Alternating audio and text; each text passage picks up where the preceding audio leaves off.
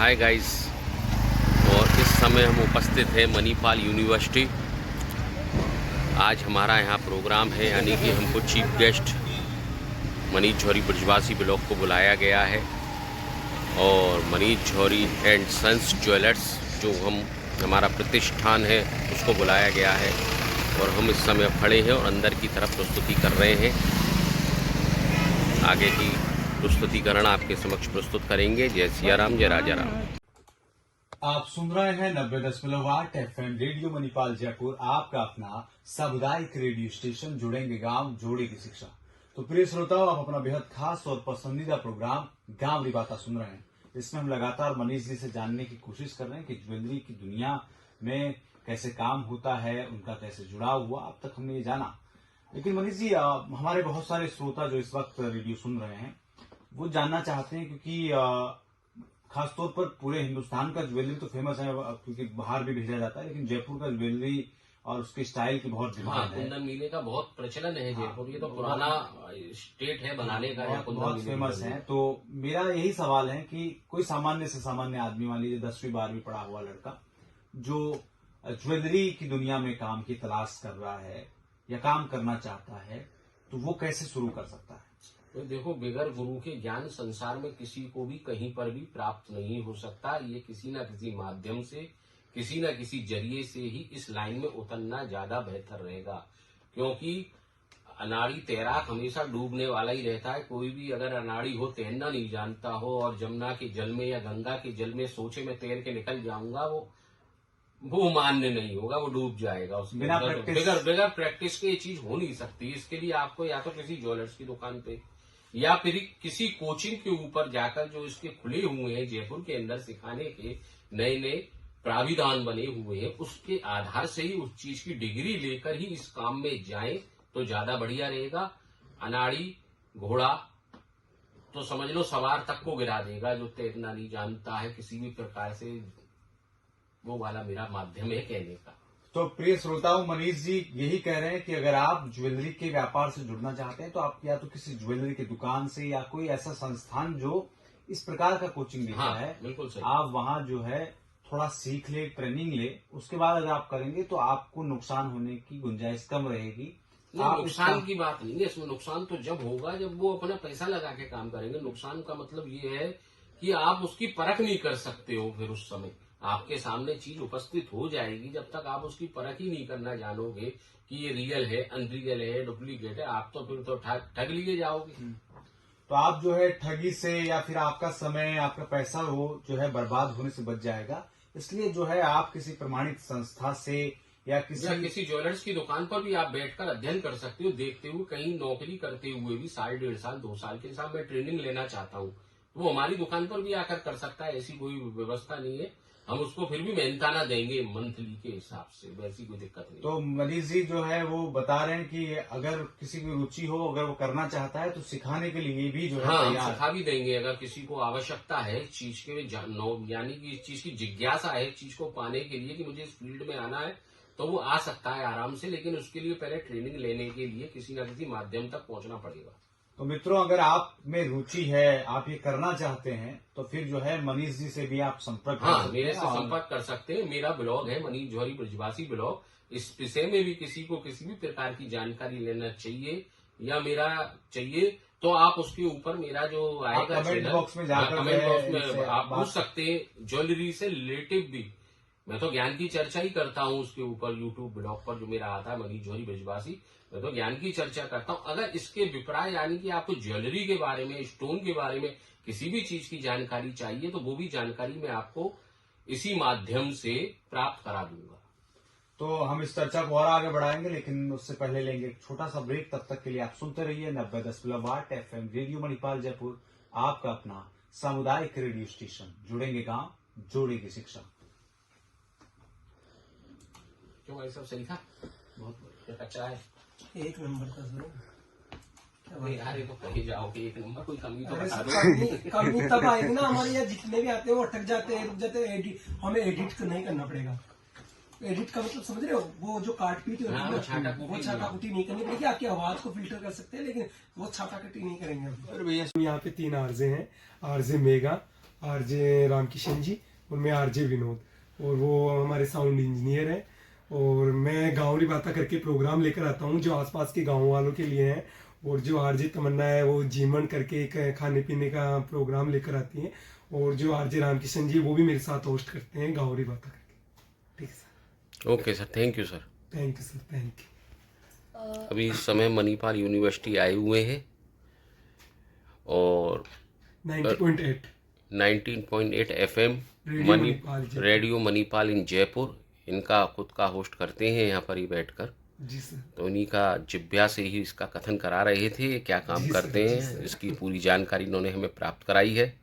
आगे का विश्लेषण आपको पूर्णता से प्राप्त होगा। इस समय विराम देते हैं। जय सिया राम। जी। और कैसे हो मेरे नटखट मित्रों, आनंद में हो, रमण में हो, ठाकुर जी की सानिध्यता में हो पूर्णता से।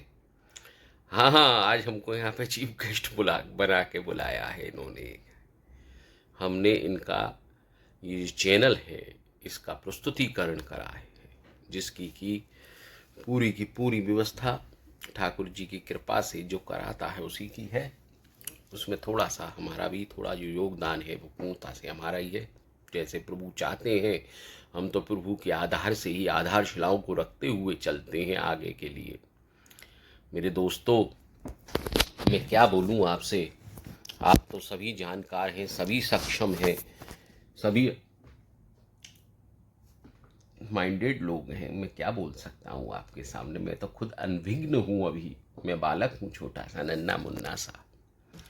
जो मैंने कल आपको चर्चा करी थी कि इस प्रकार से ये मंदिरों में जो वीआईपीओं के लिए एंट्रियों की प्रस्तुतिकरण दुनिया कर रही है, मैं इस चीज को रोकने के सख्त खिलाफ होना चाहता हूँ। सारे लोग जागृत हों और जितनी भी वीआईपी एंट्रियों से जो एंट्रियां लेते हैं ना लोग, उनको रोक दो तभी मही। ये जितने भी मंदिरों में इसके आड़ में जो धंधा चल रहा है, ये गलत है मेरे दोस्तों। ये जो लेते हैं पैसे, ये क्या करते हैं क्या नहीं करते हैं। आपने कभी इन लोगों से जागृति ली है, पंडितों से? कभी इन पंडितों से पूछा कि आपके पास जो चढ़ावे के पैसे आते हैं इनसे आपने क्या किया है? ये जानकारी प्राप्त करी है आपने? आप लोगों के दान के हिसाब से ही जितने भी प्रकार से आप दान देते हो, जो भी आधार से देते हो, 100 रुपये, 200 रुपये, 500 रुपये, 1000 रुपये, लाखों श्रद्धालु डेली के मंदिरों में प्रस्तुत होते हैं, तो उसका जो चढ़ावा चढ़ता है उसकी जानकारी आपने अपने मस्तक के पटलों तक पहुंचाई है क्या? नहीं पहुंचाई होगी मेरे दोस्तों।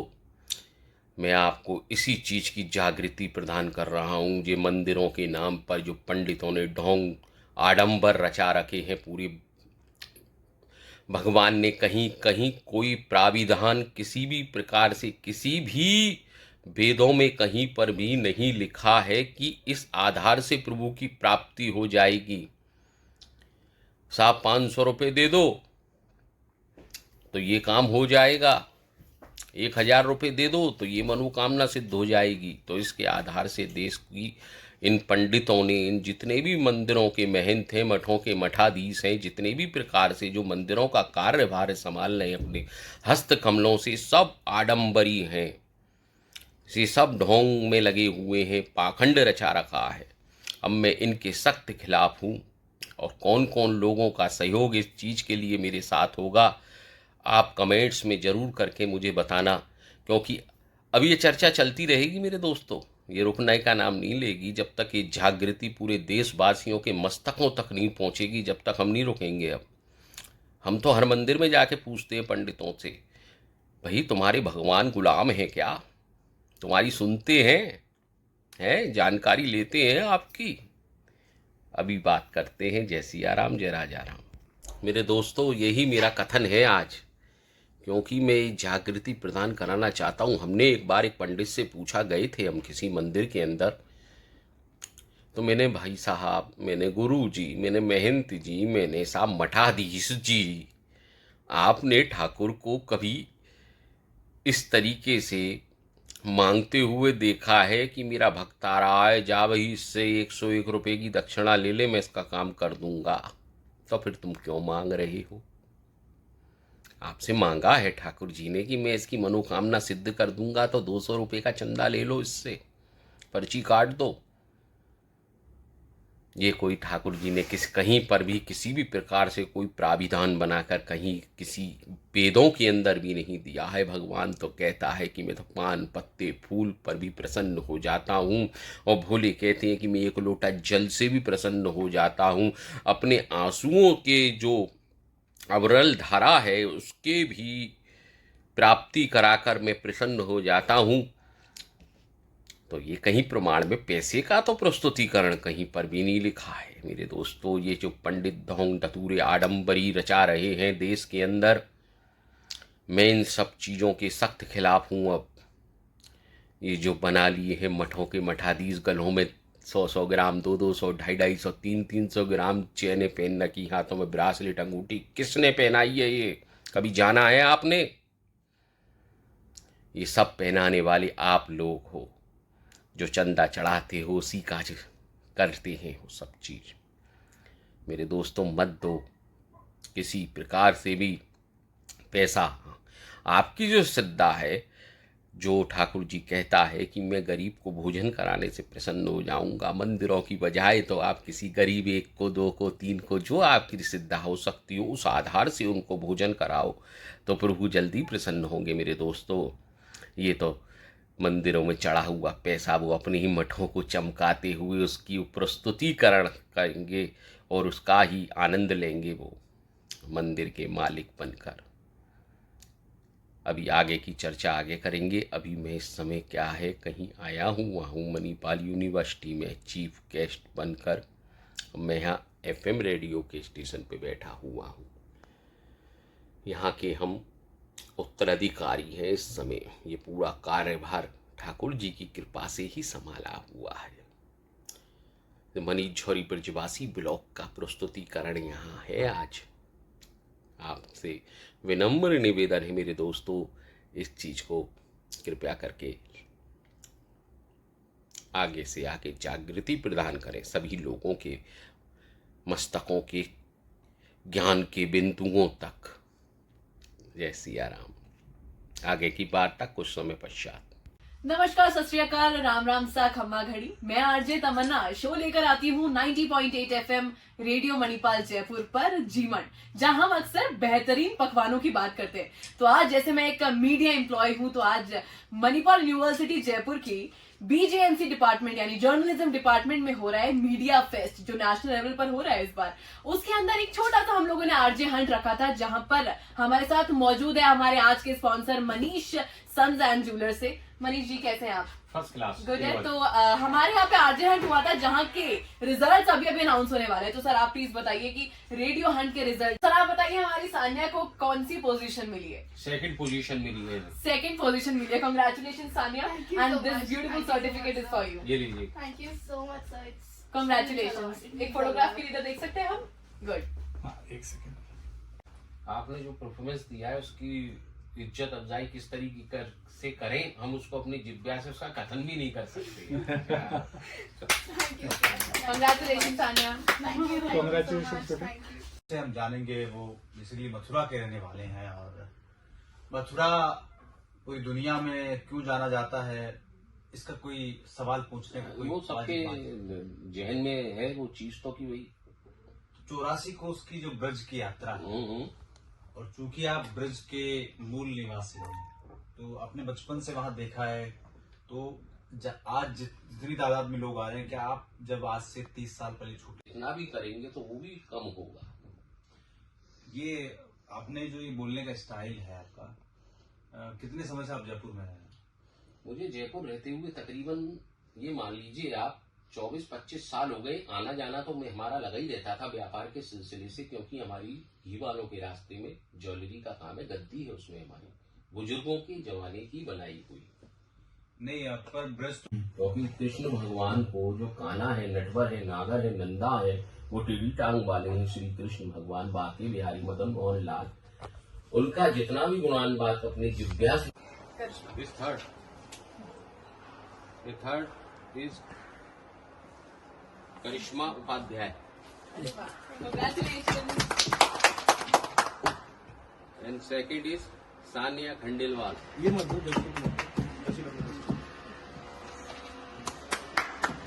And first is Anjali. Congratulation. अच्छा मैं थोड़ा सा Congratulations. बिल्कुल बिल्कुल लास्ट में थोड़ा सा फीडबैक दे दो फॉर मी यू. आज हाँ बहुत बहुत आभार है आपका इस चीज का प्रकट करने के लिए हमारे लिए. नहीं सर थैंक यू. उधर मुस्कुराइए वंश की तरफ.